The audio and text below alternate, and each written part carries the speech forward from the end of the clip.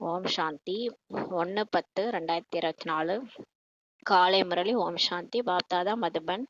சிவத்தந்தையே பிரம்மா தந்தையோட உடல் அவதரிச்சு நமக்காக ஆசிரியராகி பாடம் எடுக்க வந்திருக்கிறாரு.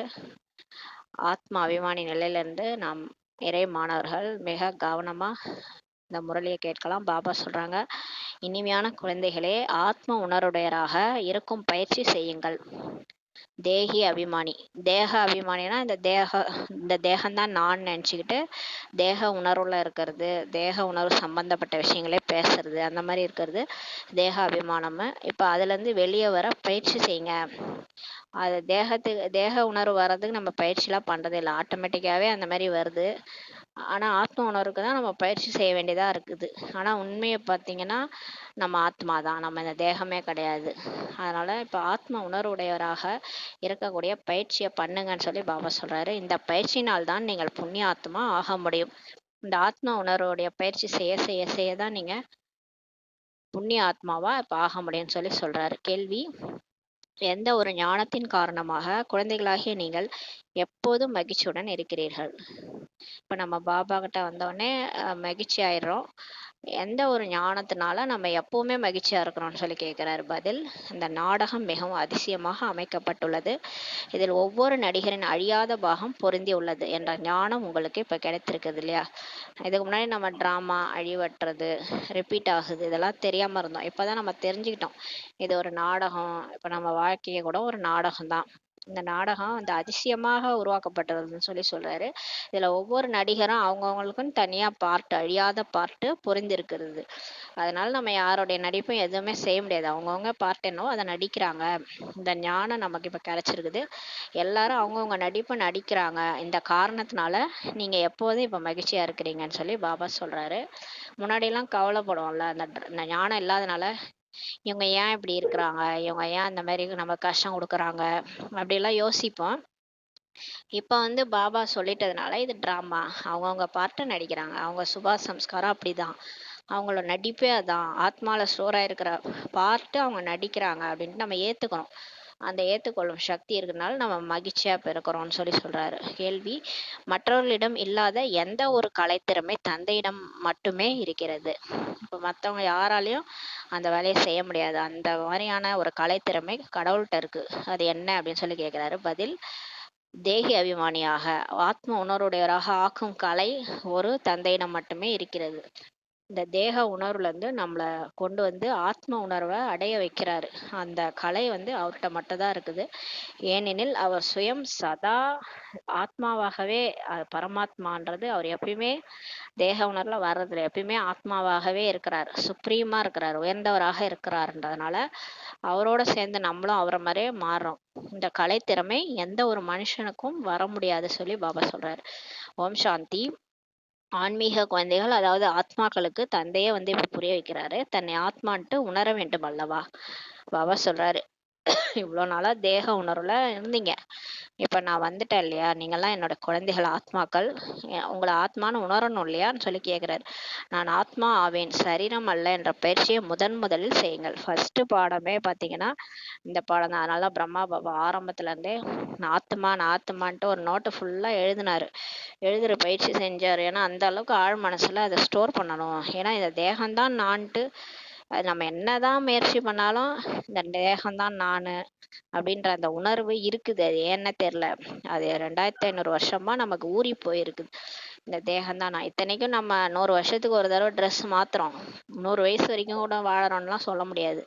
இப்ப கலியுகத்துல அல்பாயுசு. அப்ப வேற வேற உடல் எடுத்துதான் வந்திருக்கிறோம். இருந்தாலும் இந்த உடல் தான் நான்ற உணர்வு அப்படியே ஊறி போயிருக்குது ஆத்மால, மனசுல.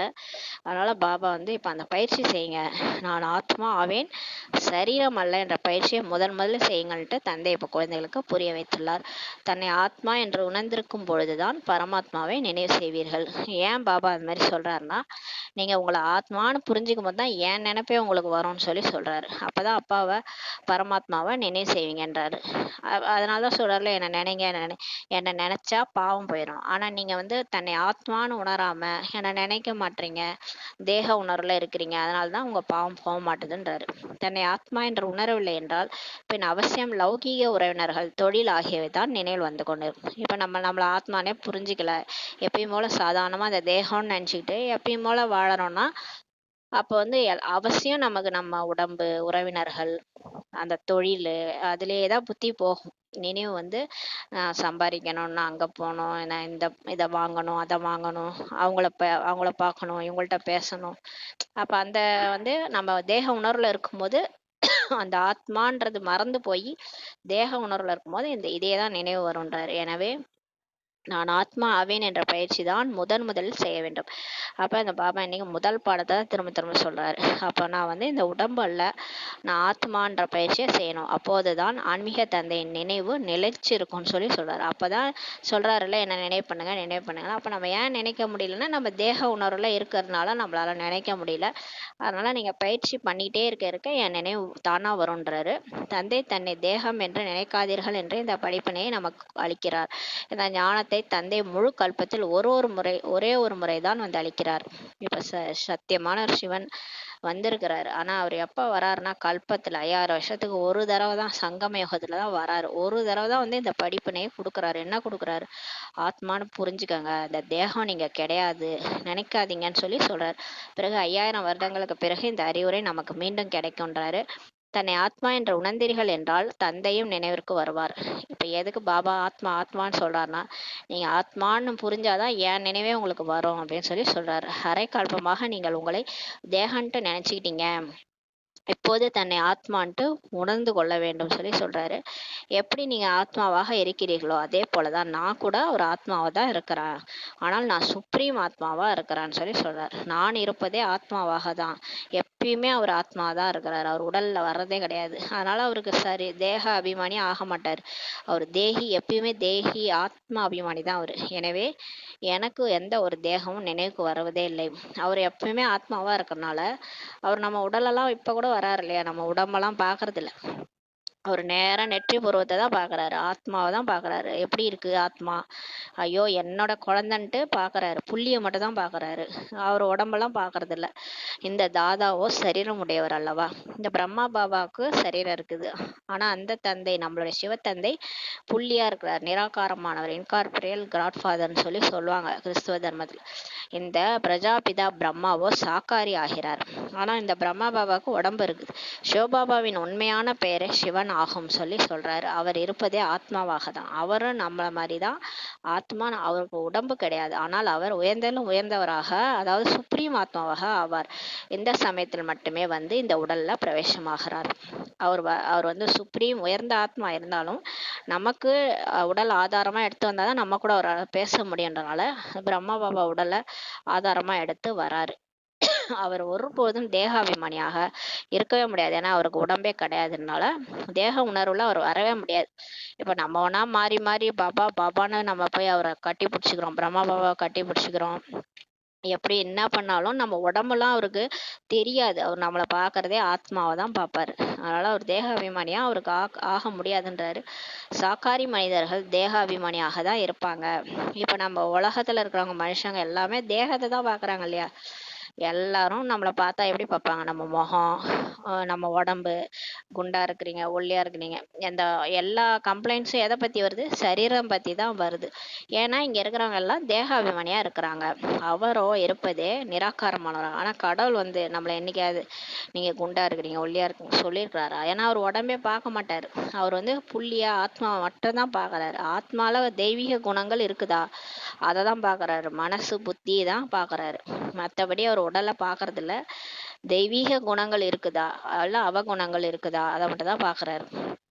அவர் வந்து இந்த பயிற்சி செய்விக்க வேண்டியுள்ளது. ஆனா இப்ப கடவுளே வந்துதான் நமக்கு இந்த பயிற்சியை செய்ய வைக்கிறார், ஆத்ம உணர்வை அடைய வைக்கிறார். நீங்கள் உங்களை ஆத்மா என்று இப்ப உணருங்கள் என்று தந்தையே சொல்றாரு. நான் ஆத்மா ஆவேன், இந்த பாடத்தை அமர்ந்து உட்காந்து படிங்கன்னு சொல்றாரு. இப்ப நம்ம இதை வந்து வாயால சொல்ல தேவையில்ல. எல்லாரும் இந்த ஆத்மா பயிற்சி பண்ணுங்கன்னு எல்லாம் என்ன பண்றாங்க, நான் ஆத்துமான்னு ஒரு ஸ்லோகன் சொல்ற மாதிரி சொல்லிட்டு இருக்கிறாங்க. பக்தியில ஸ்லோகன் சொல்லியே பழக்கமாயிடுச்சுல்ல, அந்த மாதிரிலாம் சொல்லக்கூடாது, பயிற்சி செய்யணும்னு சொல்லி பாப்பா சொல்றாங்க. இப்ப நம்ம வந்து பயிற்சி வந்து எப்படி பண்ணா, மனசுக்குள்ளார நான் இந்த உடம்பு இல்ல, நான் ஆத்துமா, மனசுக்குள்ளார சொல்லிக்கணும், வெளியே சொல்லக்கூடாது.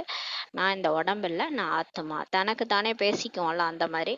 இந்த பாடத்தை உட்காந்து படிங்க. நான் ஆத்துமா, சிவபாபாவின் குழந்தை ஆவேன். எப்பயுமே அன்னைக்கு கூட சொன்னார்ல, நான் வர இடத்துல நான் நிராகாரி ஆத்மா, மேல இருந்து வந்து இந்த உடல் எடுத்து நடிச்சிட்டு இருக்கிறேன் அப்படின்ற பயிற்சியை பண்ணும்போது ஆட்டோமேட்டிக்கா நிராகாரி, நிராகங்காரி, நிர்விகாரி ஆயிடுவீங்கன்னு சொல்லி சொன்னாரு. அந்த நான் வர இடத்துலலாம் அந்த ஆத்ம உணர்வை கொண்டு வாங்க. நான் யார் தெரியுமா அப்படின்ட்டு.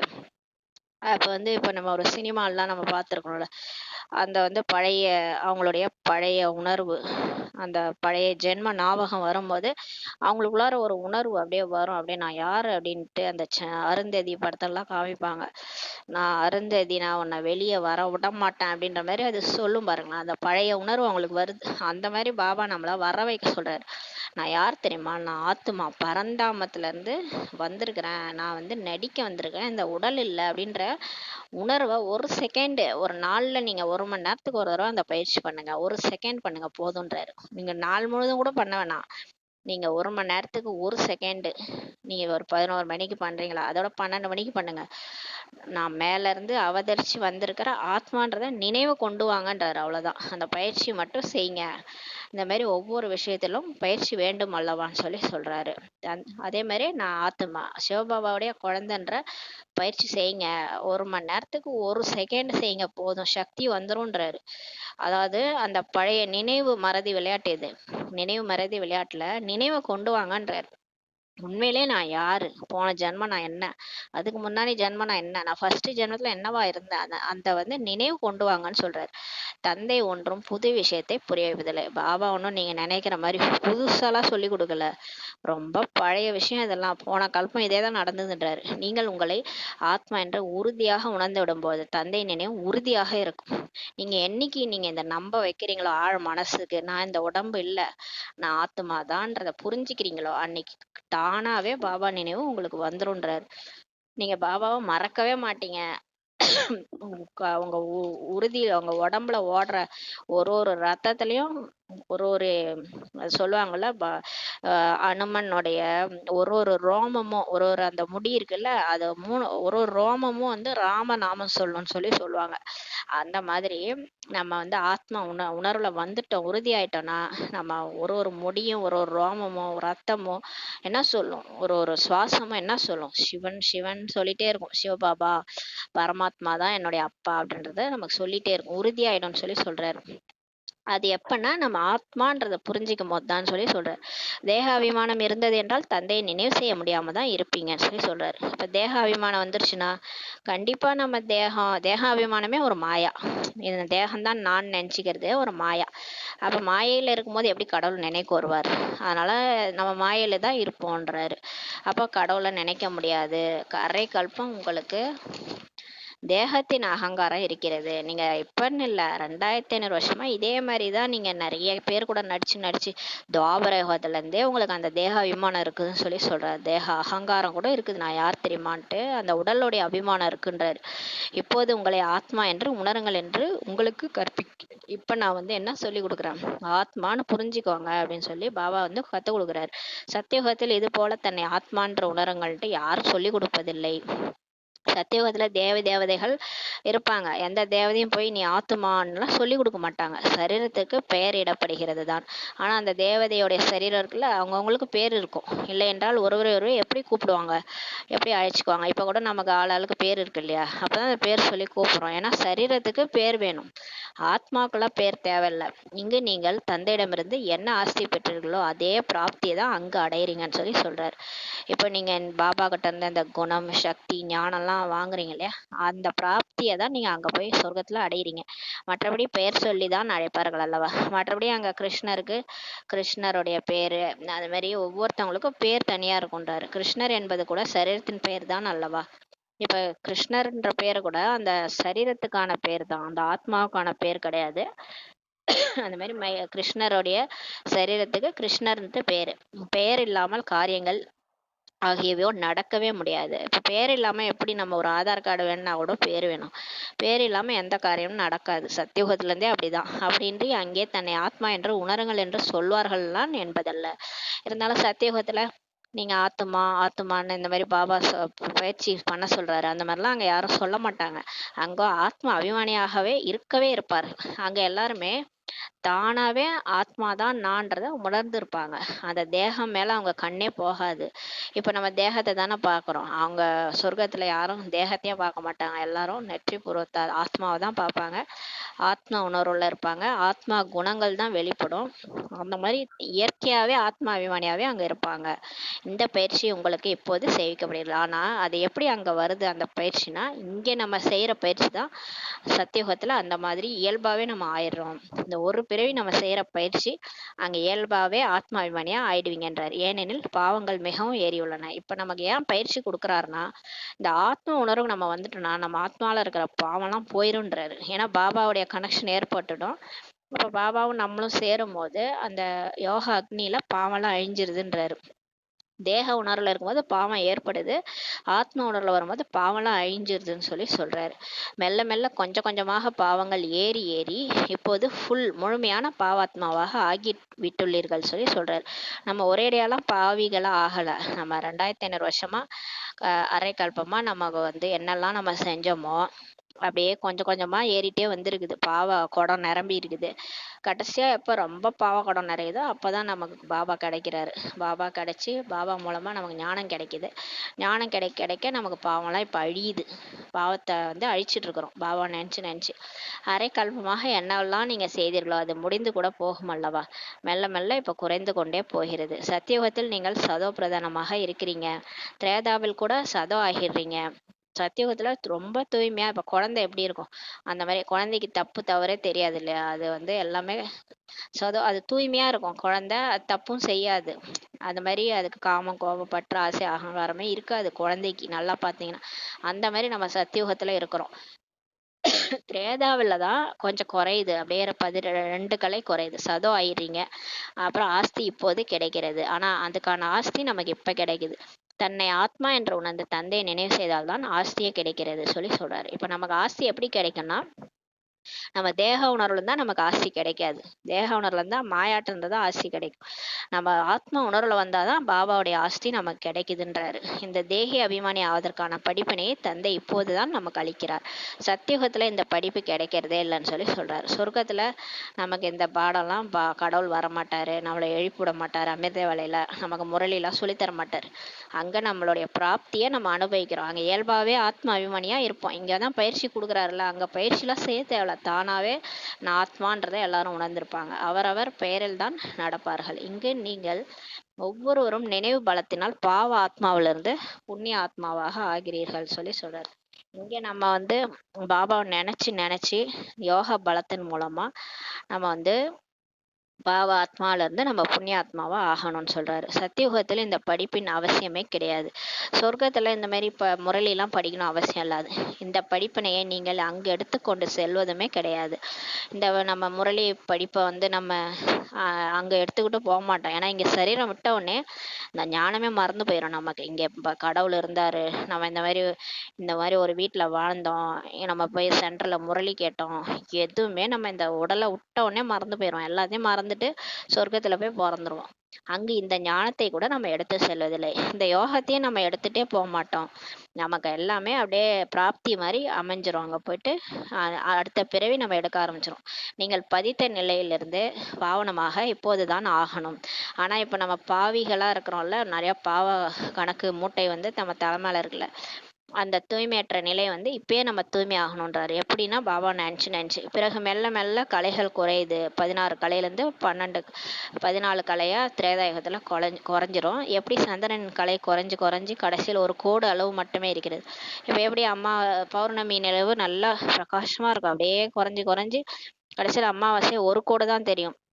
அந்த மாதிரிதான் ஆத்மாவுக்கு கலைகள் குறைஞ்சு குறைஞ்சு பேட்டரி லோ ஆகி ஒரு கோடு வந்துடுது. லோ பேட்டரி ஆகாம ஒரு கோடு இருக்கும் போதே பாபா கிடைச்சிடுறாரு நமக்கு. அப்புறம் பாபா ஞானம் கிடைக்க கிடைக்க திரும்ப சம்பூர்ண நிலவா ஆயிடுறோம். எனவே இதில் குழம்பாதீர்கள், இதுல குழம்பிக்காதீங்க. ஏதாவது புரியவில்லை என்றால் கேளுங்கள் சொல்லி சொல்றாரு. இப்ப ஞானத்துல உங்களுக்கு ஏதாவது புரியல, டவுட்னா பாபாட்ட கேளுங்கன்னு சொல்லி சொல்றாரு.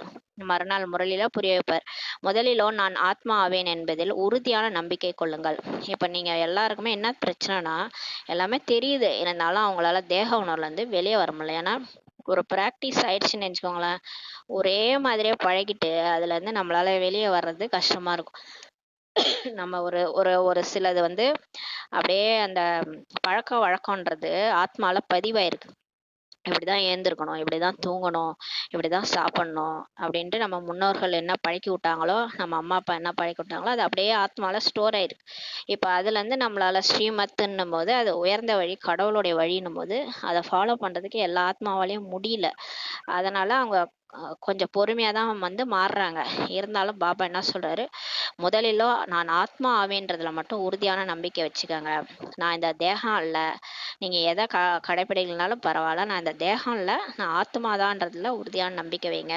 உங்களுடைய ஆத்மா தான் இப்போது தமோ பிரதானமாக ஆகியிருக்குதுன்னு சொல்லி பாபா சொல்றாரு. இப்ப வந்து உண்மையா நம்ம ஆத்மா இந்த உடல் கிடையாது, ஆத்மா தான் இப்ப மோசமா ஆயிருக்கிறோம். இந்த பல பிறவிகள் எடுத்து இந்த ஆத்மா தான் தமோ பிரதானமா ஆயிருக்குது சொல்லி சொல்றாரு. முதலில் சதோ பிரதானமாக தான் இருந்தது. முதல்ல ஆத்மாவுடைய பழக்க வழக்கம் எல்லாம் நல்லா தான் இருந்தது.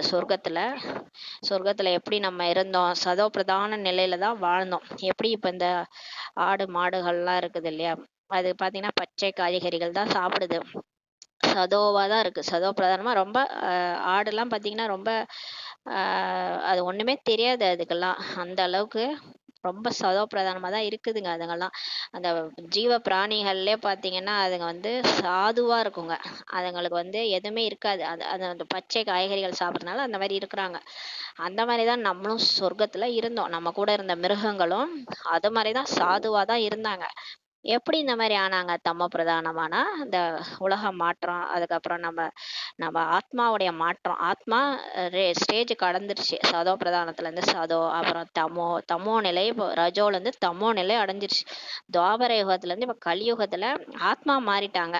அதனால உலகமும் மாறி இந்த ஜீவராசிகள் கூட ரொம்ப ஆக்ரோஷமா மாறிடுச்சு. தமோ பிரதான நிலையில வந்து சாதுவா இருந்தவங்க தான் இப்ப இந்த மாதிரி ஆயிட்டாங்க. பின் நாளுக்கு நாள் கலை குறைந்து கொண்டே போகிறது. ஃபர்ஸ்ட் சதோப்பிரதானமா இருந்து நாளுக்கு நாள் கலைகள் குறைஞ்சிருச்சு. நான் ஆத்மா ஆவேன் என்பது உறுதியாக நினைவில்லாத காரணத்தினால்தான் நீங்க தந்தையே மறக்கறீங்கன்னு சொல்லி சொல்றாரு. அடிக்கடி நீங்க ஏன் தெரியுமா பாபாட்ட சொல்றீங்க, பாபா நான் உங்களை மறந்துட்டேன்னு. நீங்க தேக உணர்வுல வந்துடுறீங்க, ஆத்மான்றது உறுதியா நீங்க நினைக்கிறதில்லன்றாரு. முதலான அடிப்படை விஷயமே இதுதான். அந்த காலத்துல இருந்தே ஃபர்ஸ்ட் பேப்பரே இதுதான். நமக்கு ஃபர்ஸ்ட் லெசன் பாடமே என்னன்னா, நான் ஆத்மா, அதை வந்து உறுதியாக்கணும், பயிற்சி செய்யணும். ஆத்மா அபிமானி ஆகிவிடும் பொழுது தந்தை நினைவிற்கு வருவார். எப்ப நீங்க ஆத்மா அபிமானியா ஆகுறீங்களோ அப்பதான் உங்களுக்கு பாபா நினைவுக்கு வருவார். பின் ஆஸ்தியும் உங்களுக்கு சொர்க்கமும் நினைவுக்கு வரும். ஆஸ்தி நினைவுக்கு வந்தது என்றால் தூய்மையாகவும் இருப்பீங்கன்னு சொல்லி சொல்றாரு. உங்களுக்கு சொர்க்கம் நான் நினைவுக்கு வந்தாலே நம்ம அங்க போகணும், கண்டிப்பா நான் சொர்க்கத்துக்கு போகணும்னா இங்க பாபா என்ன சொன்னாலும், தலையில அடிச்சுக்க சொன்னாலும் நான் அடிச்சுக்கிறேன், பாபா என்ன சொன்னாலும் நான் கேட்கறேன், என்னால முடியாத காரியமா இருந்தா கூட நான் செய்யறேன்ட்டு எதுக்கு செய்வீங்க, சொர்க்கத்துக்கு போகணுன்றதுக்காக தூய்மையாகவும் நீங்க இருப்பீங்கன்னு சொல்லி சொல்றாரு. தெய்வீக குணங்களும் உங்களுக்கு இருக்கும். நீங்க தூய்மையா இருந்தீங்கன்னா கண்டிப்பா தெய்வீக குணங்களும் உங்களுக்கு இருக்கும்ன்றாரு. லட்சியமோ முன்னாடி இருக்குது அல்லவா, அது லட்சுமி நாராயண் படம் தான் லட்சியம். அது மாதிரி ஆகணும், அவங்களுடைய ராஜ்யத்துக்கு நான் போகணுன்றது தான் நம்ம லட்சியம். இது காட்லி யூனிவர்சிட்டி, பகவானே வந்து இங்க கற்பிக்கிறார். ஆத்ம உணர்வுடையராக அவர்தான் நம்மளை ஆக்க முடியும். மேலும் வேற யாருக்குமே இந்த கலைத்திறமை பற்றி தெரியவே தெரியாது. எந்த மனுஷனுக்கும் இந்த கலைத்திறமை கிடையாது. ஒரு மனுஷனை தேவதையா ஆக்குறது ஒண்ணும் இல்ல, ஒரு திருடனை மாத்தவே நம்மளால முடியாது இல்லையா. ஒரு மனுஷனை போய் எப்படி தேவதையாக்க முடியும், கடவுள் தான் செய்யறாரு. ஒரு தந்தை தான் வந்து இப்ப கற்பிக்கிறார். இந்த தாதா கூட முயற்சி தான் செய்கிறார். தந்தையோ தேக அபிமானியாக ஆவதற்கு முயற்சி செய்ய வேண்டிய வகையில் அவர் ஒருபோதும் தேகம் எடுப்பதே இல்லை. இப்ப கடவுளுக்கு வந்து அவர் வந்து மனிதனா பிறக்கிறது இல்ல, அதனால அவர் ஒன்றும் முயற்சி செய்ய வேண்டிய அவசியமே இல்லை. ஏன்னா அவர் எப்பயுமே ஆத்மாபிமானியா இருக்கிறாரு. ஏன்னா அவர் தேகம் எடுக்கிறது இல்ல. உங்களை தான் ஆத்மாபிமானி ஆக்குவதற்காக இந்த சமயம் மட்டுமே அவர் வருகிறார். அவரு வந்து பயிற்சி பண்ணணும் அப்படின்லாம் அவருக்கு அவசியம் இல்லை. இருந்தாலும் வராரு. எதுக்கு வராரு, நம்மளை மாத்துறதுக்காக வராரு. யாருடைய தலை மீது இத்தனை விஷயங்கள் உள்ளதோ அவர் எப்படி உறங்க முடியும் என்று பழமொழி உள்ளது. இப்ப யாருக்கு வந்து பிரச்சனை இருக்குதோ அவங்க தூங்கவே முடியாதுன்ட்டு ஒரு பழமொழி இருக்குதாம். நிறைய தொழில்கள் ஆகியவை அளவுக்கு அதிகமாக இருக்கிறது என்றால் அவர்களுக்கு நேரமே கிடைப்பதில்லை.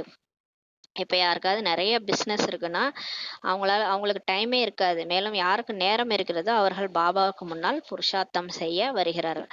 இப்ப யாருக்கு டைம் இருக்குதோ அவங்க தான் இங்க மதுபனுக்கு வராங்க, சென்டருக்கு வராங்க, முயற்சி செய்ய வராங்க. யாருக்கு டைம் இல்லையோ அவங்களால வர முடியல.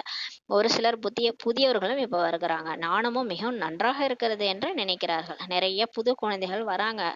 கேட்டவுடனே நல்லா இருக்குங்க அப்படின்னு சொல்றாங்க. தந்தையாகிய என்னை நினைவு செய்தீர்கள் என்றால் உங்களது பாவங்கள் அழிந்துவிடும் என்று வார்த்தைகள் கீதையில் கூட இருக்கிறது. இப்ப பகவத்கீதையில இருக்குது. தந்தையாகிய என்னை நீங்க நினைவு செஞ்சீங்கன்னா உங்க பாவம் போயிடும்ட்டு இருக்குது. அது மாதிரி கிருஷ்ணர் சொன்னாருன்ட்டு சொல்லியிருக்கிறாங்க. கிருஷ்ணர் ஒன்றும் நமக்கு அப்பா கிடையாது இல்லையா?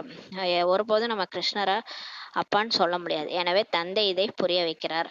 இப்ப கடவுள் தந்தைனா யாரு? சிவன் தான், பரம்பிதா பரமாத்மா வந்து இப்ப புரிய வைக்கிறார். தந்தை யார் மீதும் இப்ப குறை சொல்றது இல்ல. இப்ப அவரை நாங்க இருந்து பரந்தாமத்துல இருந்து எதுக்கு வந்துக்கிறாரு? நம்மளை குறை சொல்ல வந்துக்கிறாரு. அவர் வந்து எதுவுமே நம்மளை திட்டுறதே இல்லை. குழந்தைகளே, சத்தியுகத்துல தான் உங்களை அமுச்சு வச்சேன். இது வந்து ஒரு நாடகம். இந்த நாடகப்படி நீங்க தூய்மையற்றவங்களா ஆயிட்டீங்க. உங்க மேல தப்பு இல்ல. நீங்க சதோல இருந்து ரஜோ கடந்து தமோ நிலை அடைஞ்சிட்டீங்க. தப்பு இல்ல. நான் திரும்ப மாத்த வரேன். என் கூட கொஞ்சம் கோஆப்ரேட் பண்ணுங்கன்னு தான் சொல்றாரு. மற்றபடி நம்மளை குறை சொல்லலாம் அவர் வரல. நீங்கள் பாவன நிலையில இருந்து உங்களை காப்பாத்த வந்திருக்கிறேன்.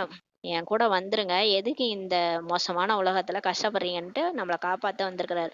நீங்கள் பாவன நிலையிலிருந்து தூய்மையற்றவராக ஆகவே வேண்டியுள்ளது மற்றும் நான் வந்து தூய்மையற்ற நிலையிலிருந்து தூய்மையாக ஆக்கவே வேண்டியுள்ளது என்பதையோ அறிந்துள்ளீர்கள் சொல்லி நமக்கே தெரியும்னு சொல்லி சொல்றாரு. இது ஏற்கனவே அமைக்கப்பட்ட நாடகம் சொல்லி பாபா சொல்றாரு. இது யார் மேலேயும் தப்பு இல்ல. இது எல்லாம் ஏற்கனவே உருவாக்கப்பட்ட டிராமா. இதுல யாரையும் நிந்திக்க வேண்டிய விஷயமே கிடையாது சொல்லி சொல்றாரு. இப்ப அவரு எப்படி இருக்கிறாரோ அது மாதிரி நம்மளும் இருக்கணும்.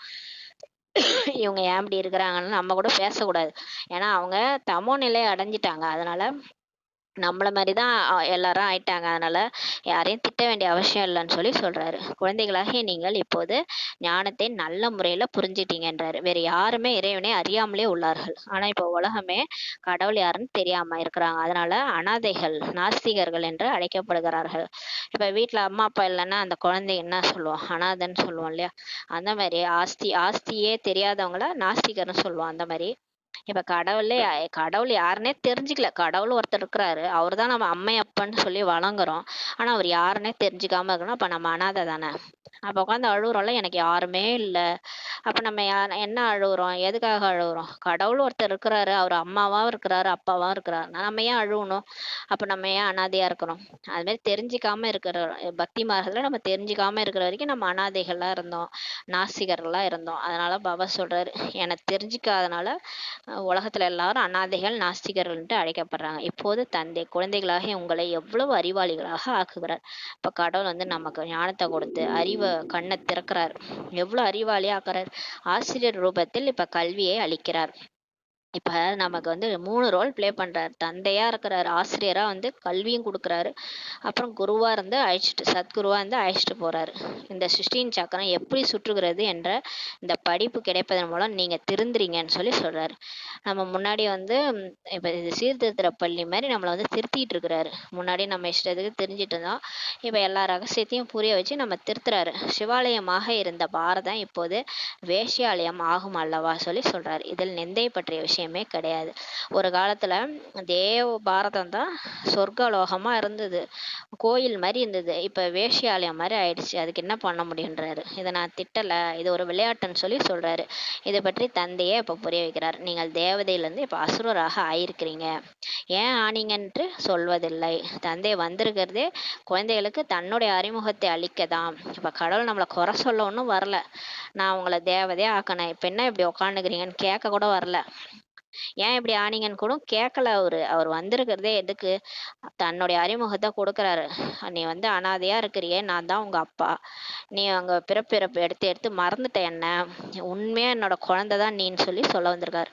மேலும் சிருஷ்டியின் சக்கரம் எப்படி சுற்றுகிறது என்பதை பற்றிய நாலேஜும் நமக்கு கொடுக்கிறார். இந்த சிருஷ்டி சக்கரம் எப்படி சுத்துது என்ற ஞானத்தையும் நமக்கு சொல்றாரு. மனிதர்கள் தான் அறிந்து கொள்வார்கள் அல்லவா? இப்போது நீங்கள் அறிந்து கொண்டு பின் தேவதையா ஆகுறீங்க சொல்லி சொல்றாரு. இந்த ஞானத்தை நான் யாருக்கு சொல்ல முடியும்? மிருகங்களுக்காக சொல்ல முடியும், மனிதர்களுக்கு தான் சொல்ல முடியும். இப்போ நீங்க இதை தெரிஞ்சுக்கிட்டு தேவதை ஆகுறீங்க. இந்த படிப்பு மனிதன் வந்து தேவதையாக ஆக்குவதற்காகவே இதை தந்தையே வந்து சொல்லி கொடுக்குறாரு. இங்கோ எல்லாரும் மனிதர்களாக இருக்கிறாங்க. தேவதைகளோ ஆசிரியராக ஆகி கற்பிக்கும் வகையில் இந்த சிருஷ்டியில் படைப்பு வர முடியாது சொல்லி சொல்றாரு. இந்த இடத்துல வந்து இப்ப கலியுக அறிமுகத்துல வந்து தேவதைகள் வந்து கற்பிக்க முடியாது, அவங்க ஆசிரியராகி வர முடியாது. இங்க எல்லாருமே மனிதர்கள் தான் இருக்கிறாங்க இல்லையா? மனிதர்கள் மனிதர்களுக்கு பாடம் சொல்லி கொடுத்தா என்ன ஆக முடியும்? மனிதர்கள தான் ஆக முடியும், தேவதைகளா ஆக முடியாது. அதனால கடவுளே வந்து சொல்லி கொடுக்குறார். கற்பிக்கக்கூடிய தந்தை எப்படி படிப்பிக்க வருகிறார் பாருங்கள். பரம்பிதா பரமாத்மா ஏதோ ஒரு ரதம் ஆதாரமாக எடுக்கிறார் என்ற பாடல் கூட இருக்கிறது. எந்த ரதம் எடுக்கிறார் என்று முழுவதுமாக எழுதவில்லை. ஆனா சொல்றாங்க, கடவுள் ஒருவர் கல்கி அவதாரம் எடுத்து வருவார், ஏதோ ஒரு ரதத்தை ஆதாரமா எடுத்து வராருன்னு சொல்லி சொல்றாங்க. ஆனா எந்த ரதம்ன்ட்டு சொல்றது இல்ல. அவங்க மனுஷ உடம்பு தான் ரதம்ன்ட்டு புரிஞ்சிக்கல, அதனாலதான் நம்ப மாட்றாங்க. அவங்க எதிர்பார்க்கறது ஒரு குதிரை மாதிரி எதுலயோ ஏறி வருவாருன்னு நினைச்சுன்னுக்குறாங்க. அவங்க உடம்ப எதிர்பார்க்கறாங்க. இவரு ஒரு புள்ளியா இருக்கிறாரு, இவருக்கு உடம்பே கிடையாது. இவர் ஒரு உடம்புக்குள்ள நுழைஞ்சு வந்து எப்படி இந்த ஆவி பேய்லாம் நுழையுது இல்லையா ஒரு உடம்புல, அந்த மாதிரி ஒரு உடம்புக்குள்ள நுழைஞ்சு ரதத்தை, பாக்கியசாலி ரதத்துல வந்து நமக்கு வாய் மூலமா ஞானம் சொல்றாருன்றது யாருமே புரிஞ்சிக்கல சொல்லி சொல்றாரு. அதனாலதான் கோடியிலும் சிலராக அந்த சிலரும் சிலர் தான் என்ன புரிஞ்சுக்குவாங்கன்னு சொல்லி பாடப்பட்டிருக்குது. திருமூர்த்தியின் ரகசியம் பற்றி கூட யாரும் புரிஞ்சு கொள்றது இல்ல. அந்த பிரம்மா மூலமா ஸ்தாபனை, விஷ்ணு மூலமா பாலனை, சங்கரர் மூலமா விநாசம்ன்ற ரகசியத்தை கூட யாரும் புரிஞ்சுக்க மாட்டாங்கன்றார். பரம்பிதா என்றால் பரம ஆத்மா, பரம தந்தை என்றவரு ஆத்மாக்களின் தந்தை பரமாத்மா. அவர் யாராக இருக்கிறார் என்பது பற்றி அவர் தனது அறிமுகத்தை அளிப்பார் அல்லவா? அப்ப கடவுள் தான் வந்து அவன் அருளால் அவன் தாள் வணங்கி அவரே தான் வந்து அவரோட அறிமுகத்தை கொடுக்குறாரு இல்லையா? வேற யாராவது சொன்னா தப்பு தப்பா சொல்றாங்க இல்லையா? அப்ப இப்ப என்னை பத்தின்னா நான் தான் சொல்ல முடியும். என்னை பத்தி மத்தவங்கள்ட்ட கேட்டீங்கன்னா தவறு தவறா சொல்லுவாங்க இல்லையா? என்னை பத்தி இல்லாத பொல்லாதெல்லாம் சொல்லி வச்சிருவாங்க. நானே வந்து சொன்னாதான் உண்மையே தெரியும் இல்லையா? ஒவ்வொருத்தவங்களுக்கும் அப்படிதான். நீங்க உங்களை பத்தி நீங்க சொன்னாதான் உங்களுடைய ரகசியம் எங்களுக்கு தெரியும். இதே வேற ஒருத்தவங்கள்ட்ட கேட்டா தப்பு தப்பா சொல்லி வைப்பாங்க உங்களை பத்தி இல்லாத பொல்லாதையும். அதனால நம்மளை பத்தி நம்மளே சொன்னாதான் கரெக்டா சொல்ல முடியும். அதனாலதான் கடவுளே இறங்கிட்டாரு. நீங்க எல்லாம் என்னை பத்தி தப்பு தப்பா சொல்லிக்கிறீங்க, கல்லுல இருக்கிறேன் முள்ளுல இருக்கிறேன்ட்டு. நான் உண்மையிலே அங்கெல்லாம் இல்ல, பரந்தாமத்துலதான் இருக்கிறேன்ட்டு சொல்றாரு வந்து புரிய வைக்கிறார். நான் சர்வ வியாபி அல்ல, கீதையை எழுதுனது கிருஷ்ணர் இல்ல, நான் தான் அப்படின்ட்டு எல்லா ரகசியத்தையும் இப்ப சொல்றாரு. என் அறிமுகத்தை நானே தான் வந்து கொடுக்குறேன்றாரு. அகங்காரத்தின் விஷயம் இல்லை, அவர் அகங்காரத்தின் காரணமா சொல்றது இல்ல, வந்து சொல்றாரு புரியாத காரணத்தினால சொல்றாரு. புரியாத காரணத்தால் இவருக்கு அகங்காரம் இருக்கிறதுன்ட்டு சொல்றாங்க. சிலர் புரிஞ்சுக்காதனால இந்த பிரம்மா தான் ஏதோ அகங்காரமா பேசுறாருன்ட்டு நினைச்சுக்கிறாங்க. இந்த பிரம்மாவோ நான் பரமாத்மா ஆவேன் என்று சொல்வதில்லை. உண்மையிலே இந்த பிரம்மா பாபா சொல்லிக்கல நான் அகம் பிரம்மாஸ்மி, நானே சிவன்ட்டு இந்த பிரம்மா பாபா சொல்லல, அவருக்குள்ள இருக்கிற சிவன் சொல்லிட்டு இருக்கிறாரு. அவர் ஒன்றும் நான் பரமாத்மான்ட்டு சொல்றதில்லை. இதுவோ புரிந்து கொள்ள வேண்டிய விஷயமாகும். எல்லாரும் பிரம்மா பாபா பேசும்போது இப்படி புரிஞ்சுக்கிறாங்க, இவர் என்ன இவ்வளவு அகங்காரமா நான் தான் கடவுள்னு சொல்லிட்டு இருக்கிறாரு. ஐயோ, அவருக்குள்ள இருந்து சிவனே பேசிட்டு இருக்கிறாரு, அவரு தான் பேசுறாருன்ட்டு புரியல. அனைத்து ஆத்மாக்களின் தந்தை ஒருவர் ஆவார் என்பதோ தந்தையின் மகா வாக்கியம் ஆகும். இப்ப கடவுளே வந்து சொல்றாரு, நான் வந்து உங்க எல்லா ஆத்மாக்களுடைய அப்பா. இவருக்கு தந்தை, இவர் வந்து தாதான்ட்டு சொல்லப்படுகிறது. இவர் வந்து சகோதரர், உங்களை மாதிரி ஆத்மா. இவர் உங்க எல்லாருக்கும் சகோதரர்ன்ட்டு சொல்லப்படுகிறது. இவர் பாக்கியசாலி ரதம் அவர் அல்லவா? இவர் உடம்புலதான் நான் வரேன்றதுனால இவர் பாக்கியசாலி ரதம் சொல்லி பாபா சொல்றாரு. பெயர் கூட பிரம்மான்ட்டு இவருக்கு வைக்கப்பட்டுள்ளது சொல்லி சொல்றார். ஏனெனில் பிராமணர்கள் வேண்டும் அல்லவா? இவர் பேர் இயற்பெயர் லேக்ராஜ். இவர் வந்து ரத்ன வியாபாரியா இருந்தார். இவர் உடல்ல வந்து இவர் வானப்பிரஸ்த நிலையில சிவபாபா பிரவேசம் செய்து இவர் பேரை கூட மாத்திடுறாரு. பேரை பிரம்மான்னு வைக்கிறார். ஏன்னா பிரம்மா மூலமா தானே படைப்பு, அப்பதான் பிராமணர்கள் உருவாக முடியும். இவர் மூலமா தத்தெடுக்கிறார் நம்மள. ஆக்சுவலா அவர் உண்மையான குழந்தைகள் தான் நம்ம, இருந்தாலும் நம்மள வந்து இவர் மூலமா தத்தெடுக்கிறார். ஆதி தேவன் பிரஜாபிதா பிரம்மா ஆவார். பிரஜைகளின் தந்தையே இவர்தான். இப்போது பிரஜைகள் என்பது யார்? யார் பிரஜைகள்? பிரஜாபிதா பிரம்மா சரீரதாரி ஆவார். அவர் சரீரத்துல இருக்கிறார் இல்லையா? அப்ப அவர் மூலமா நம்மள வந்து சரீரதாரிகளை தத்தெடுக்கிறார். எனவே தத்தெடுத்துள்ளார் அல்லவா? நான் தத்தெடுப்பதில்லை என்று குழந்தைகளுக்கு சிவபாபா புரிய வைக்கிறார். இப்ப பாபா சொல்றாரு, இங்க தத்தெடுக்கிறது நான் கிடையாது, இவரு தான் தத்தெடுக்கிறாரு. பிரம்மா பாபா உங்களை தத்தெடுக்கிறார். நான் என்ன உண்மையிலே நீங்க என்னுடைய என்னைக்குமே என்னுடைய குழந்தைகள் தான் நீங்க ஆத்மாக்கள். ஆனா நீங்க உடம்புல இருக்கிறீங்க, அதனால இவரு வந்து உங்களை தத்தெடுத்து என்னுடையவரா ஆக்குறாருன்னு சொல்லி நீங்க உண்மையை சொல்றாரு. நான் தத்தெடுப்பதில்லை என்று குழந்தைகளுக்கு சிவபாபா புரிய வைக்கிறார்.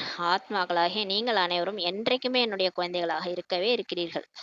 ஒரு அப்பா அம்மா இயல்பாவே அவங்க பையன் அப்ப போய் எதுக்கு அவங்க தத்து எடுக்கணும்? ஆனா அந்த பையன் வேற வீட்டுல வாழறான். அப்ப வந்து கொஞ்ச நாளைக்கு வேற வீட்டுல வாழ்ந்துட்டு இருக்கிறான்னா அவங்க அப்பா அம்மா போயிட்டு தத்தெடுப்பாங்களா? தத்தெடுக்கிறேன்னு சொல்லுவாங்களா? இல்ல எப்பயுமே என் பையன் தான் நீன்னு சொல்லுவாங்கல்ல, அந்த மாரி இப்ப நம்ம இயல்பாவே நம்ம சிவனுடைய குழந்தைகள் பரந்தாமத்துல இருக்கிறோம். நம்மள ஏன் அவர் தத்தெடுக்கணும்? தத்தெடுக்க வேண்டிய அவசியமே கிடையாது. ஆத்மாக்களாகிய நீங்கள் என்னுடைய குழந்தைகள்னு சொல்லி சொல்றாரு. எப்பயுமே நீங்க என் குழந்தைகள் தான்.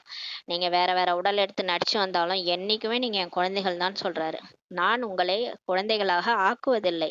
நானும் ஆத்மாக்களாகிய உங்களின் அனாதி தந்தையாவேன். நான் உங்க எல்லாருக்குமே அழிவற்ற தந்தை. எப்பவுமே நான் தாங்க தந்தை. தந்தை எவ்வளவு நல்ல முறையில இப்ப புரிய வைக்கிறாரு பாருங்க. நம்ம தான் நடிப்புல வந்து வேற வேற உடல் எடுத்து வேற வேற அப்பா அம்மாட்ட பொறந்துட்டு அப்படியே அவங்க தான் பர்மனன்ட்னு நினைச்சுனுக்குறோம். இந்த கடைசி பிரிவுல கூட பாருங்க, இப்ப கூட அப்பா அம்மா இருக்கிறாங்களோ இல்லையோ, இருந்தாலும் அப்படியே பர்மனன்ட்னு நினைச்சுனுக்குறோம். இந்த சரீரம் பர்மனன்ட், அப்பா அம்மா பர்மனன்ட். கடைசியில அவங்க யாருமே டெம்பரரி எல்லாம். நமக்கு எப்பயுமே பெர்மனண்டான அப்பா யார் சொல்லுங்க? நம்ம அப்பா தான். நம்ம சிவத்தந்தை தான். அவர் சொல்றாரு, என்னைக்குமே நீ என் குழந்தை தான். நீ போய் நடிக்க போயிட்டேன்னா அது மாறவே மாறாது. நீ எந்த நடிப்புல கலியுகத்துல நடிச்சாலும் நீ என் குழந்தை தான். சத்தியுகத்துல நடிச்சாலும் நீ என் குழந்தை தான் சொல்லி சொல்றாரு. ஏன்னா ஆத்மா அவருடைய சொந்தம் நம்ம எல்லாம் அப்படின்னு சொல்லி சொல்றாரு. இப்ப எவ்வளவு நல்ல முறையில பாபா நமக்கு புரிய வைக்கிறாரு பாருங்களேன். ஆத்ம உணர்வை கொண்டு வர்றாரு.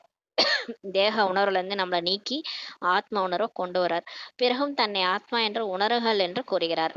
இருந்தாலும் நான் வந்து உங்களை தத்தெடுக்கலைன்னா கூட, நீங்க என்னுடைய குழந்தைன்னா இருந்தாலும் கூட, நான் நல்லா புரிய வச்சா கூட உங்களை ஆத்மான்னு இப்ப பயிற்சி பண்ணுங்க, உணருங்கள் சொல்லி சொல்றாரு. ஏன்னா நீங்க மறந்துட்டீங்க சொல்லி சொல்றாரு. நீங்கள் முழு பழைய உலகத்தை இப்ப சந்நியாசம் செய்றீங்கன்னு சொல்லி சொல்றாரு. இப்ப நீங்க இந்த முழு பழைய உலகத்தையே இப்ப சந்நியாசம் செய்றீங்க. எல்லோரும் இந்த உலகத்திற்கு திரும்பி சென்று விடுவோம் என்பதை புத்தி மூலமாக அறிந்துள்ளீர்கள். இப்ப நம்ம புரிஞ்சுக்கிட்டோம். இப்போ ஒரு நேரம் வரும். இப்ப எல்லாருமே இப்ப நம்ம அப்பா கிட்ட போயிருவோம். இந்த உலகத்துல இருந்து திரும்பி போயிருவோம். அப்படின்றி சந்நியாசம் செய்து காட்டிற்கு செல்ல வேண்டும் என்பதல்ல. நம்ம அந்த மாதிரி இல்ல. நம்ம சன்னியாசிகள் போற மாதிரி வீட்டை விட்டு காட்டுக்கு போவோம்னு கிடையாது. நம்ம எல்லாரும் இந்த உலகத்தை சன்னியாசம் பண்ணிட்டு நம்ம வீட்டுக்கு போயிடுவோம்னு சொல்லி சொல்றாரு. அவங்களாம் வீட்டை விட்டு காட்டுக்கு போறாங்க. நம்ம இந்த உலகத்தையே சன்னியாசம் பண்ணிட்டு வீட்டுக்கு போயிடுவோம். எங்க பரந்தாமத்துக்கு போயிடுவோம்னு சொல்லி சொல்றாரு. எனவே ஒரு தந்தையை தவிர இப்போது எந்த ஒரு பொருளும் நினைவுக்கு வரக்கூடாது. இப்ப இந்த எல்லாருக்குமே வானப்பிரஸ்த நிலை ஆயிடுச்சுன்னு சொல்லியிருக்காரு பாபா. அதனால இப்ப ஒரு கடவுளை தவிர வேற எந்த பொருளும் நினைவு வரக்கூடாது. 60 வருடங்களின் ஆயுள் இப்போ முடிந்து விட்டது என்றால் பின் சப்தத்திற்கு அப்பாற்பட்டு வானப்பிரஸ்தத்தில் செல்வதற்கான முயற்சி செய்ய வேண்டும் சொல்லி சொல்றாரு. இப்ப 60 வயசு முடிஞ்சிருச்சு இல்லையா? இப்ப நிறைய பேர் 60 வயசு ஆயிடுச்சுனாலே வானப்பிரஸ்த நிலைக்கு போயிருவாங்க. அந்த மாதிரி இங்க வந்து நமக்கு எல்லாருக்கும் வயசாயிடுச்சுன்றாரு பாபா. ஆத்மாவுக்கு வயசாயிடுச்சு. அதனால இப்ப நீங்க எல்லாரும் சப்தத்துக்கு அப்பாற்பட்ட வானப்பிரஸ்த நிலைக்கு போற முயற்சி செய்யணும். இந்த வானப்பிரஸ்தத்தின் விஷயம் இப்போதினுடையது ஆகும். உண்மையே இந்த வயசான அந்த காசி ராமேஸ்வரம் போறாங்கல்ல, அந்த விஷயம் வந்து இப்ப நடக்கிற விஷயம்தான் சொல்லி பாபா சொல்றாரு. இப்ப எல்லா ஆத்மாவுக்கும் வயசாயிடுச்சு. எல்லாரும் சப்தத்தை தாண்டி பரந்தாமத்துக்கு நினைவு பண்ணணும்ன்ற விஷயத்தை தான் சாதாரணமா பக்தி மார்க்கத்துல வானப்பிரஸ்தம்னு சொல்றாங்க. பக்தி மார்க்கத்துல வானப்பிரஸ்தம் பற்றி யாருக்குமே தெரியாது. வானப்பிரஸ்தம் என்பது பொருள் என்னன்னா அவங்களால சொல்ல முடியாது. ஆனா நமக்கு தான் தெரியும். வாணி சே பரே, அதுதான் வானப்பிரஸ்தம். அதாவது சப்தத்திற்கு அப்பாற்பட்ட நிலையை அடையணும். அதாவது பரந்தாமத்துக்கு ஆத்மா தன்னுடைய மூலவதனத்தை நினைவு செய்யறது, அதுதான் வானப்பிரஸ்தம்னு சொல்லி சொல்றாரு. அங்க எல்லா ஆத்மாக்களும் வசிக்கிறாங்க. உண்மையிலே பரந்தாமன்றது ஒரு வீடு. அது 6வது தத்துவம். அங்கதான் எல்லாருமே நம்ம எல்லாம் வசிக்கிறோம். ஆத்மாக்கள் வசிக்கிறோம். பிறகு அங்கிருந்து வந்து இங்க நடிக்க வரோம். எனவே எல்லோருக்கும் வானப்பிரஸ்த நிலை அதுதான் ஆகும். எல்லோரும் இப்ப வீடு செல்லணும் சொல்லி சொல்றாரு. ஆத்மா புருவ மத்தியில் பிரகாசிக்கும் நட்சத்திரம் ஆகும் என்று சாஸ்திரங்கள்ல சொல்லியிருக்கிறாங்க, காண்பிக்கிறாங்க. சாஸ்திரத்துல சொல்லியிருக்கிறாங்க, ஆத்மா இரு புருவ மத்தியில் பிரகாசிக்கிறது. ஒரு சிலர் ஆத்மா பெருவிரல் மாதிரி இருக்குதுன்ட்டு நினைக்கிறாங்க. கட்டை விரல் போல இருக்குதுன்ட்டு நினைவு செய்யறாங்க. அப்படிதான் பக்தி மார்க்கத்துல பரமாத்மாவே ஒரு கட்டை விரல் ஷேப்ல இருக்கிறாருன்ட்டு நினைவு பண்ணுவாங்க. நட்சத்திரத்தை எவ்வாறு நினைவு செய்வதுன்னு புரியாதனால பூஜையை எப்படி செய்யறது, நட்சத்திரத்துக்கு அது கண்ணுக்கு தெரியாத நட்சத்திரத்துக்கு எப்படி பூஜை செய்யறதுன்றதுனால நம்ம தேக அபிமானத்துல வரும்போது பூசாரி ஆயிடுறீங்கன்னு சொல்லி பாபா புரியுறாரு. அதனாலதான் லிங்க ஷேப்ல வடிவமைச்சு கட்டை விரல் மாதிரி ஆக்கி பாபாவை நம்ம லிங்கத்தை பூஜை செய்கிறோம். அதுவும் தேகாபிமானத்தில் வந்து ஒரு உருவத்தை உருவாக்குறீங்கன்னு சொல்லி சொல்கிறாரு. அப்போ பூஜாரி ஆயிடுறீங்க. பக்தியின் காலம் ஆரம்பமாகும் போது அதே பக்தியின் கலாச்சாரம்ட்டு சொல்கிறாங்க. துவாபர யுகம் ஸ்டார்டிங்கில் இந்த மாதிரி பக்தி செய்யும் போது அது பக்தியோட கலாச்சாரம்னு சொல்கிறாங்க. ஞானத்தின் கலாச்சாரமும் தனி, ஆனால் பக்தியின் கலாச்சாரம் தனி. இப்போ நம்ம ஞானத்துக்கும் பக்திக்கும் வேறுபாடு இருக்கு இல்லையா? பக்தினா நம்ம கடவுளை தேடி தேடி அலைவோம், கோயில் கோயிலாக போவோம், நிறைய பூஜை புனஸ்காரம், அதுக்கு நிறைய சாங்கிய சம்பிரதாயங்கள்லாம் இருக்கும். ஆனால் ஞானம் அப்படி கிடையாது. ஞானம்னா ஆத்ம உணர்வில் இருக்கிறது, அமிர்த வேலை ஏந்திரி பாபா வந்து நினைக்கிறது, முரளி படிக்கிறது, பயிற்சிகள் செய்யறது, தூய்மையான சதோவான உணவு சாப்பிட்றது, அப்புறம் இந்த மாதிரி ஆத்ம உணர்வுல இருக்கிறது, தேகமா பார்க்காம ஆத்மாவா பார்க்கறது. கோயில் குளம்லாம் எங்கேயும் போக தேவையில்ல, இருந்த இடத்துல இருந்து எல்லாரோடையும் அன்பா இருந்து குணங்களை மாத்திக்கிட்டு தேவதை மாதிரி இங்கேயே மாறுறது, அதுதான் ஞானம். ஞானத்துக்கும் பக்திக்கும் வேறுபாடு இருக்கு. ஞானம் மற்றும் பக்தி சேர்ந்திருக்க முடியாது சொல்லி சொல்றாரு. ஞானம் இருந்தா பக்தி இருக்காது, பக்தி இருந்தா ஞானம் இருக்காது. பகலும் இரவும் சேர்ந்திருக்க முடியாது இல்ல, அந்த மாதிரி ஞானம் பக்தியும் சேர்ந்திருக்க முடியாதுன்னு சொல்றாரு. பகல் என்று சுகத்திற்கு கூறப்படுகிறது மற்றும் இரவு என்று துக்கம், அதாவது பக்திக்கு கூறப்படுகிறது. உண்மையிலேயே நீங்க ஞானத்துக்கு வந்துட்டீங்கன்னா அது உங்களுக்கு பகல் வெளிச்சம், உங்களுக்கு ஆத்ம உணர்வு, உங்களுக்கு அறிவு கிடைச்சிருச்சு, ஞானம் கிடைச்சிருச்சுன்னா நீங்க சுகத்துக்கு வந்துட்டீங்கன்னு சொல்லப்படுது. நீங்க பக்தியிலே இருக்கிறீங்கன்னா அது இரவு, அது துக்கம்ட்டு சொல்லப்படுதுன்றாரு. பிரஜாபிதா பிரம்மாவின் பகல் மற்றும் பின் இரவு என்று கூட சொல்றாங்க இல்லையா. எனவே பிரஜைகள் மற்றும் பிரம்மா இருவருமே அவசியம் சேர்ந்து இருப்பார்கள் அல்லவா. இப்ப பிரஜாபிதா பிரம்மாவின் பகல் பிரம்மாவின் இரவுன்ட்டு சாஸ்திரங்களை சொல்லியிருக்காங்க.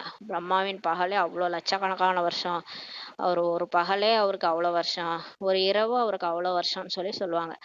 உண்மையிலே பிரம்மாவின் பகல்ன்றது சத்தியகம் திரேதாயகம், துவாபரேகம் கலியுகம் பிரம்மாவின் இரவு. ஆத்ம உணர்வுல இருக்கிறது பகல், தேக உணர்வுல இருக்கிறது இரவு. பக்தியில தேக உணர்வுல பக்தி செய்யறோம், அது இரவு. ஆத்ம உணர்வுக்கு வந்த பிறகு அது பகல் ஆயிடுது. பிரம்மா இருக்கிறாருன்னா அவசியம் அவர் கூடவே பிரஜைகளும் இருப்பாங்க. பிராமணர்களாகிய நாங்கள் தான் அரை கல்பம் சுகம் அனுபவிக்கிறோம் சொல்லி பாபா சொல்றாரு. பாபா வந்து நமக்கு சொல்றாரு, நம்ம தான் அனுபவிக்கிறோம், அரை கல்பமா சுகம் அனுபவிக்கிறோம், பிறகு அரை கல்பம் இப்போ தேக உணர்வுல வந்து துக்கம் அனுபவிக்கிறோன்றது நீங்க புரிஞ்சுக்கிறீங்க. இது புத்தி மூலமாக புரிந்து கொள்ள வேண்டிய விஷயம் ஆகும். எல்லோரும் தந்தையை நினைவு செய்ய முடியாது என்பதையும் அறிஞ்சிருக்கிறீங்க. பிறகு தன்னை ஆத்மா என்று உணருங்கள் மற்றும் என்னை நினைவு செய்யுங்கள், அப்போது நீங்க தூய்மையாகிடுவீங்கன்ட்டு சுயம் தந்தையை புரிய வைத்து கொண்டே இருக்கிறார்.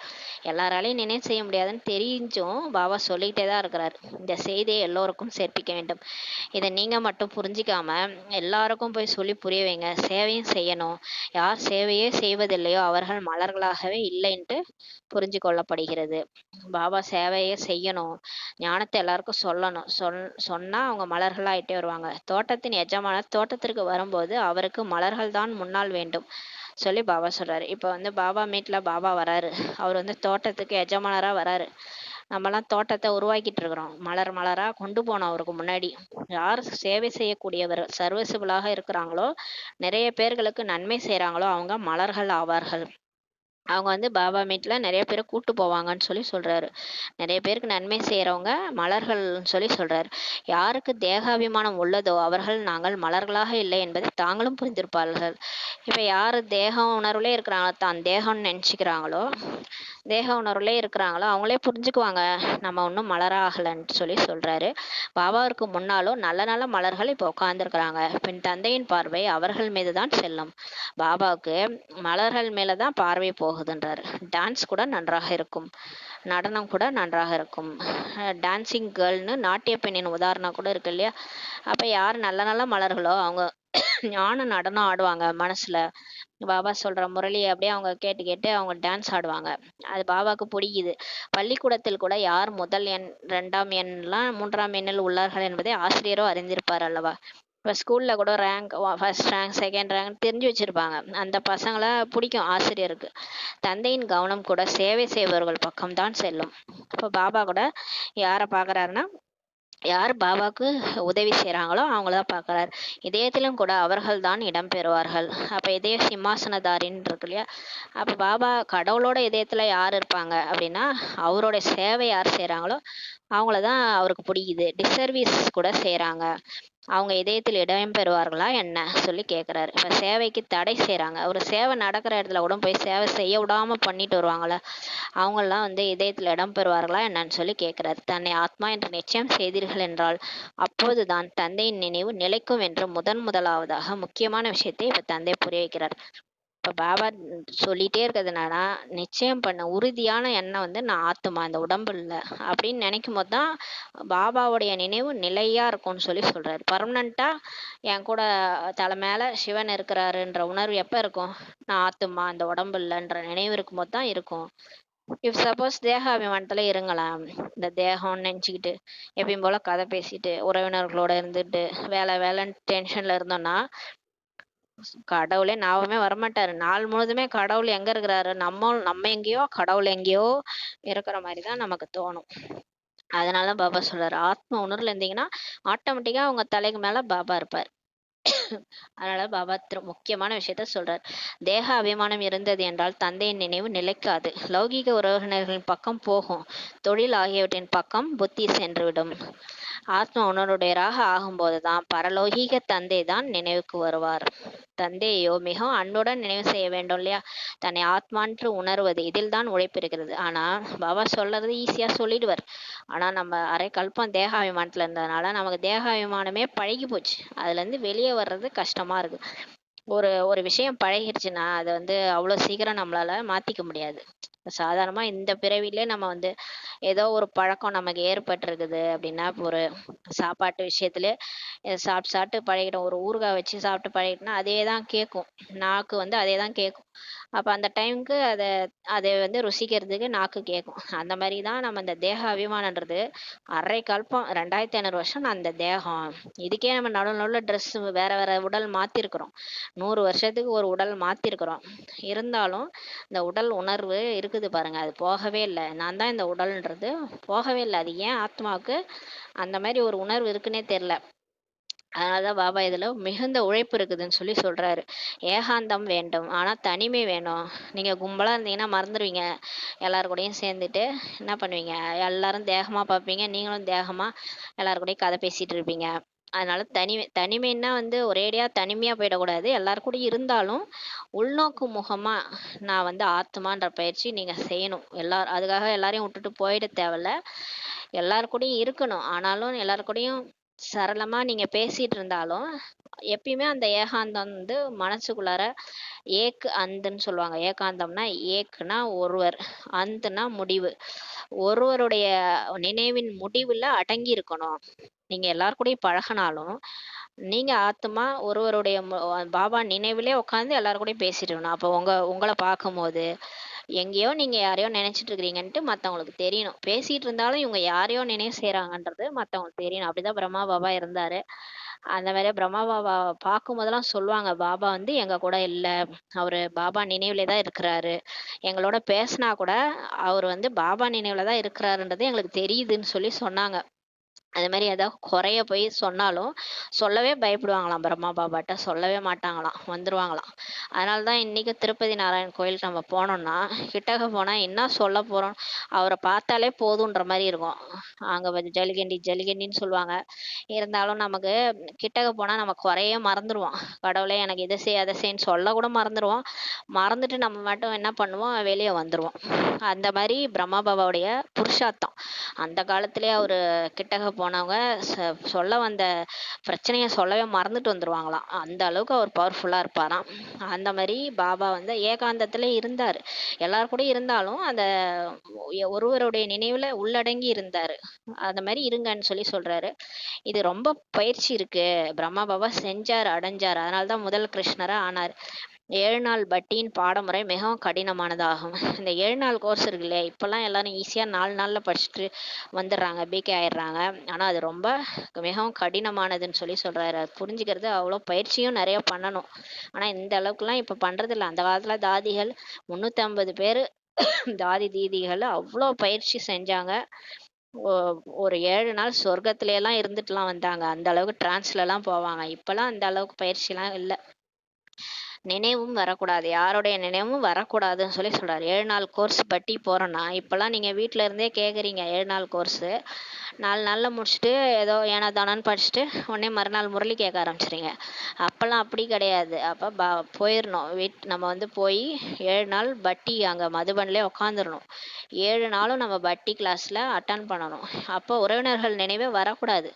தனிமையில கூட்டின்னு போய் உட்கார வச்சு ஃபுல்லா யோகம் ஞானம் யோகம் ஞானம்ன்ட்டு அப்ளை பண்ணி டோட்டலா செங்கல் பட்டி, செங்கல் சூளை வைக்கிறாங்கல்ல, அந்த மாதிரி நம்மள பட்டியில உட்கார வச்சு ஆத்மாவ தூய்மையாக்கிருவாங்க.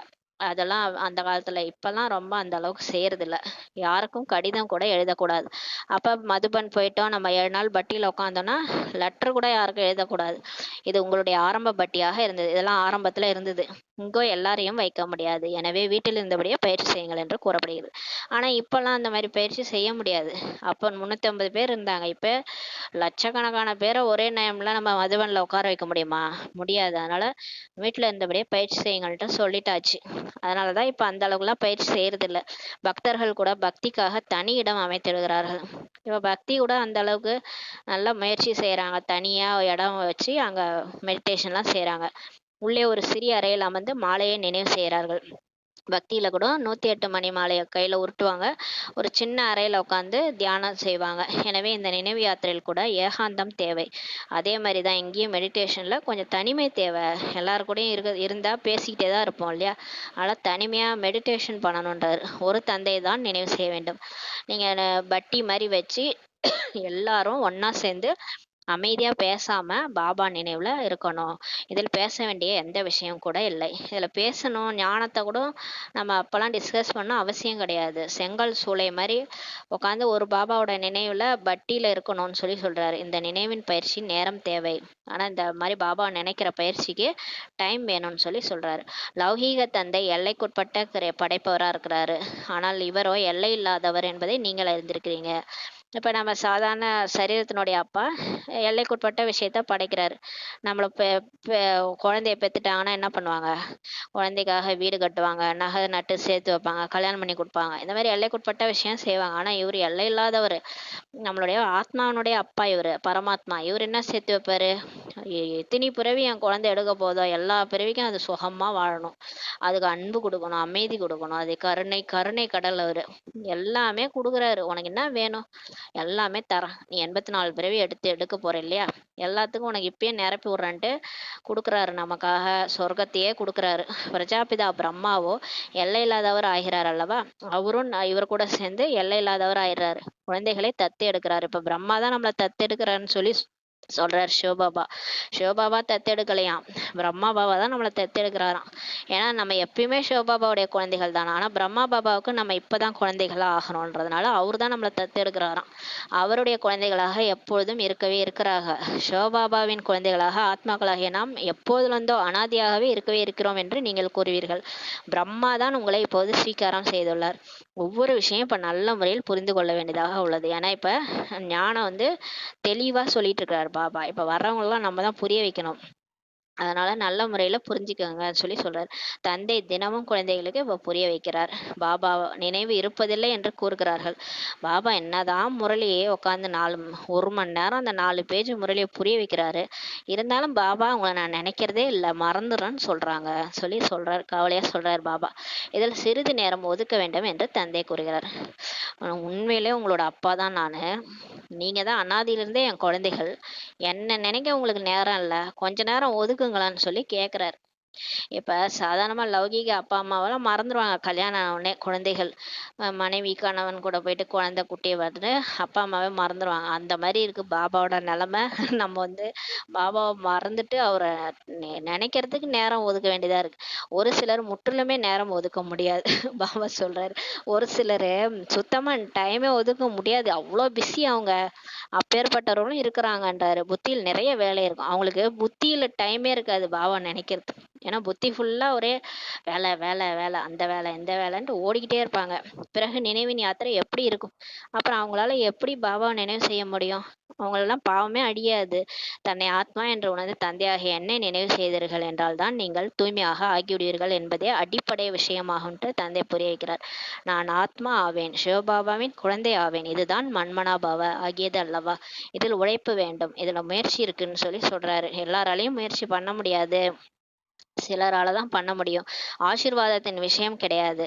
இதுல கிருபையெல்லாம் செய்ய முடியாது. படிப்புல இதுவோ படிப்பு ஆகும். இப்போ ஸ்கூலில் வந்து ஆசிரியர்கிட்ட போயிட்டு ஒரு 100 ரூபா வைக்கிறேன் நான் பாஸ் போட்டுருங்கன்னு சொல்ல முடியுமா? இல்லை வந்து என் மேலே கொஞ்சம் கிருபை வைங்க, ஒரு ஆசீர்வாதம் பண்ணுங்க, டீச்சர் டீச்சர் எனக்கு பாஸ் போட்டுருங்க அப்படின்னு சொல்லுவோம்ல, அந்த மாதிரிலாம் இங்கே முடியாது. இது படிப்பு. அப்புறம் எல்லாரும் வந்து என்னை கேட்பாங்க, அவங்க மட்டும் தேவதை ஆக்குனீங்க, லட்சுமி நாராயண ஆக்குனீங்க, என்னை மட்டும் ஏன் ஆக்காம விட்டீங்க அப்படின்னு கேட்பாங்கல்ல எல்லாரும். அதனால இதுல கிருபையோ ஆசீர்வாதமோ நடக்காதுன்னு சொல்லி சொல்றாரு. அப்படின்னா எல்லாரையும் நான் லட்சுமி நாராயணன் ஆக்கணும். அப்போ ஒரு சிம்மாசனத்துல ஒருத்தவங்க தலை மேல இன்னொருத்தவங்கள தான் உட்கார வைக்கணும். அன்னைக்கு ஒரு முரளியில சொல்லியிருந்தாரு, ஒரே சிம்மாசனத்துல ஒருத்தவங்க மேல இன்னொருத்தவங்கள தான் உட்கார வைக்கணும், எல்லாரும் லட்சுமி நாராயணன் ஆயிட்டீங்கன்னா சொல்லி சொன்னார் இல்லையா? அதனால இதில் கிருபை அல்லது ஆசீர்வாதம்லாம் நடக்காது. நான் எப்பொழுதாவது உங்கள் சிரத்தின் மீது கை வைக்கிறேன்னா என்ன அப்படின்னு சொல்லி சொல்றாரு. என்னைக்காவது நான் உங்க தலை மேல கை வைக்கிறேன்னா என்ன? ஆசீர்வாதம்லாம் கிடையாது, எனக்கே கையே இல்லைன்னு சொல்லி சொல்றாரு. எல்லையில்லாத தந்தையிடமிருந்து நாம் ஆஸ்தி பெற்று கொண்டிருக்கிறோம் என்பதை இப்ப நீங்க தெரிஞ்சிட்டீங்க. இப்ப நம்ம கடவுள்கிட்ட இருந்தே ஆஸ்தி அடையிறோம். அமரபவன் கொடுக்குறாரு வரதானம்.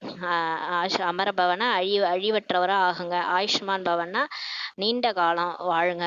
இதில் எல்லாமே வந்துருதுன்னு சொல்றாரு. இந்த 2 வரதானத்துல எல்லாமே வந்துருது. நீங்கள் முழு ஆயுளையும் அடையிறீங்க. அங்கு ஒருபோதும் அகால மரணமே ஏற்படுவதில்லை. சொர்க்கத்துல ஆக்சிடென்ட்டு, ஹார்ட் அட்டாக்லாம் எதுவுமே நடக்காது. இந்த ஆஸ்தியை எந்த ஒரு சாது சன்னியாசி ஆகியோர் கொடுக்கவே உங்களுக்கு முடியாது. சாது சன்னியாசிலாம் இந்த வரதானத்தை கொடுக்க முடியுமா? இந்த சொர்க்கத்தை கொடுப்பாங்களா?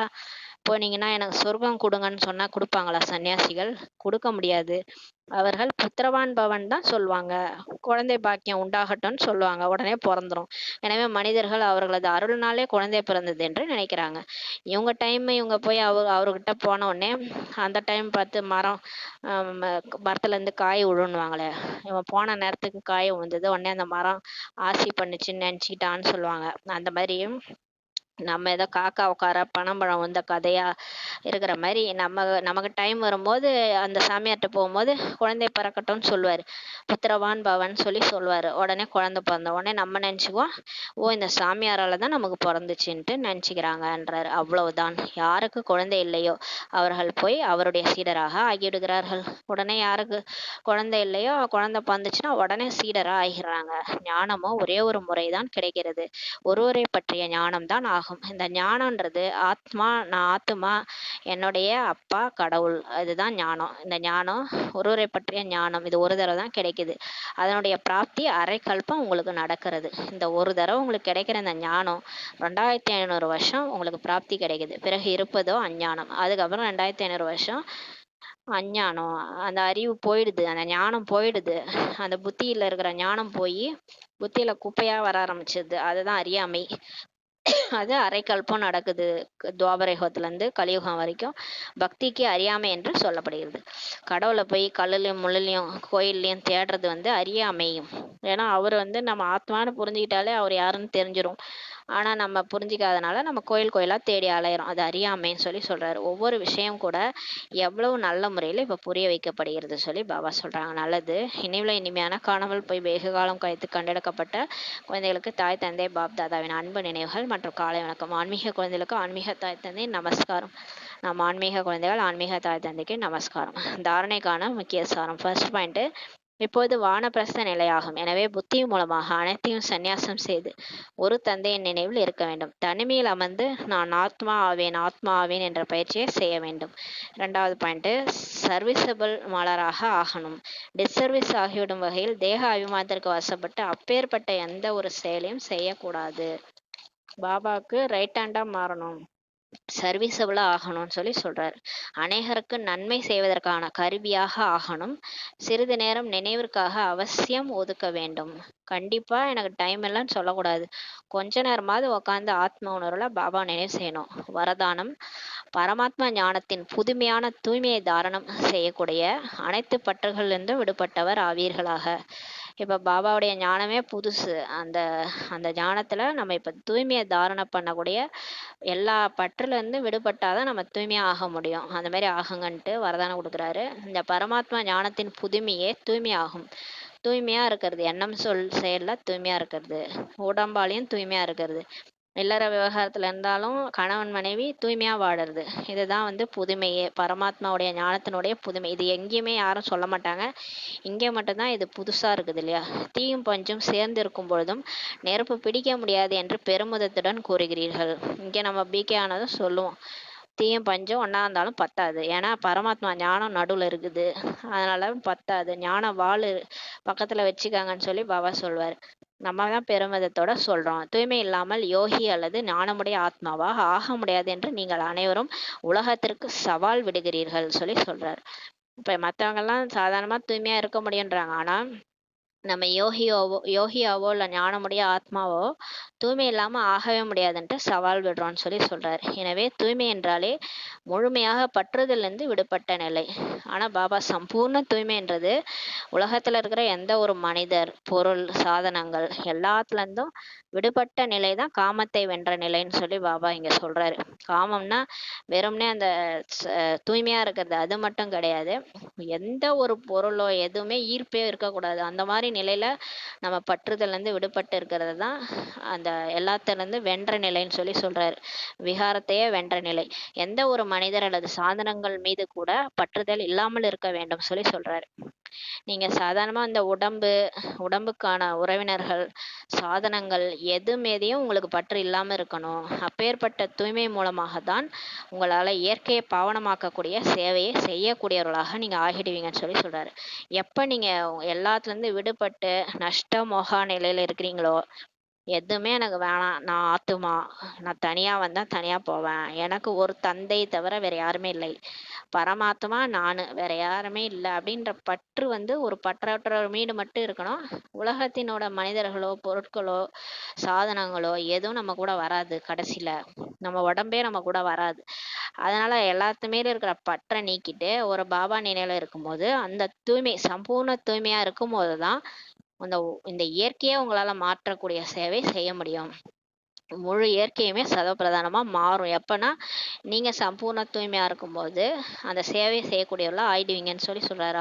அப்பதான் நம்ம அந்த கிருஷ்ணர் போனாருன்னா அந்த வழி விடும், அந்த கடலே வழி விடும்னு சொல்லி சொல்லுவாங்க. அப்படின்னா அந்த அளவுக்கு அவர் பற்றற்றவர், எதன் மீதும் பற்று கிடையாது, அந்த மாதிரி சேவை பண்ணவர் கிருஷ்ணர். அதனாலதான் அந்த இயற்கையே வழி விடுது அவருக்கு. அப்ப இயற்கையே தாசியாகி வேலை செய்யணும்னா அந்த மாதிரி நீங்க பற்றற்ற தூய்மை நிலையில இருக்கணும்னு சொல்லி சொல்றாரு. ஸ்லோகன்: தூய்மையே உங்களது வாழ்க்கையின் அஸ்திவாரம். இதுவும் அதே மாதிரி வரதானம் மாதிரியே இருக்குது. தூய்மை தான் நம்மளுடைய வாழ்க்கையுடைய ஃபவுண்டேஷன். பிராமண வாழ்க்கையினுடைய ஃபவுண்டேஷனே தூய்மை தான். அதுக்கு தான் ஸ்ரீமத் கொடுக்குறாரு பாபா. எல்லாத்துலேயும் ஸ்ரீமத் கொடுத்து தூய்மையாக்குறாரு. ஒரு பாபாவின் நினைவுக்கு தான் தூய்மை உங்களது வாழ்க்கையின் ஃபவுண்டேஷன். பூமியை பிளந்தாலும் தர்மத்தை விடாதீர்கள். பூமியை பிளந்தாலும் என்ன நடந்தாலும் நிலநடுக்கமே வந்தாலும் நான் தூய்மை இழக்க மாட்டேன், தர்மத்தை விடாதீர்கள் சொல்லி பாபா சொல்றாங்க. ஓம் சாந்தி. நன்றி பாபா.